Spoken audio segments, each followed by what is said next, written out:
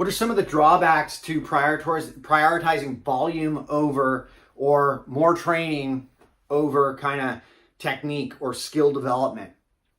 And there's a lot of them, but I'll kind of touch on what I feel are some of the important ones. Habits. And we are a habitual species in that when we get into something, we keep repeating it and repeating it and repeating it and never deviating until it becomes a problem. And even then, some of us will continue doing the same thing, or we'll just stop for a brief period of time.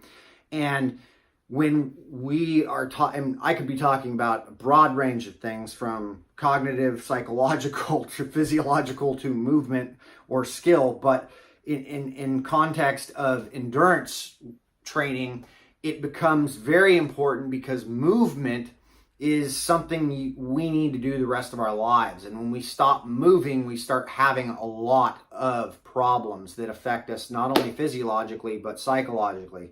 So the problem with prioritizing more training without the development of technique, or when we talk about skill, we shouldn't say technique, we should say skill, because technique becomes kind of this imprint of how you move and or what you do when you move, your style, right? Versus the actual skill training of something and understanding how to develop better skill.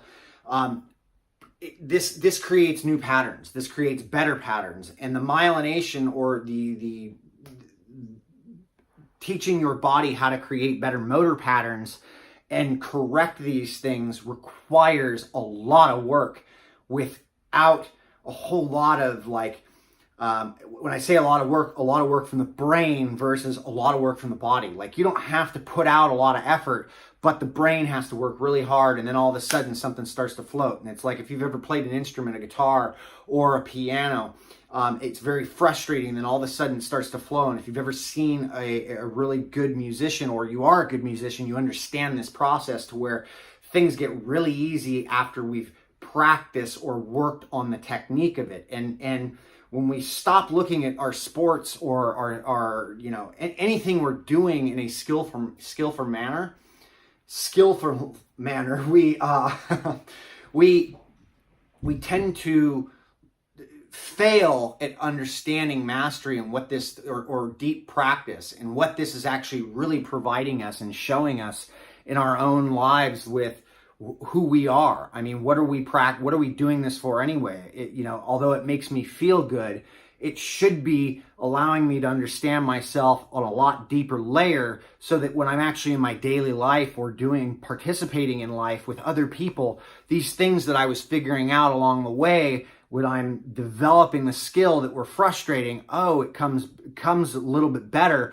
Like, I'm getting better at something, I'm less injured, and if I just practice at that, then maybe sometimes in conversations or other things, we can stop for an instance and rework a thought process or how we're behaving or what we're doing. And this is what essentially the bigger picture of all of this is that we want to create a practice that is deep layered. And I think the martial arts have done great things with stuff like this.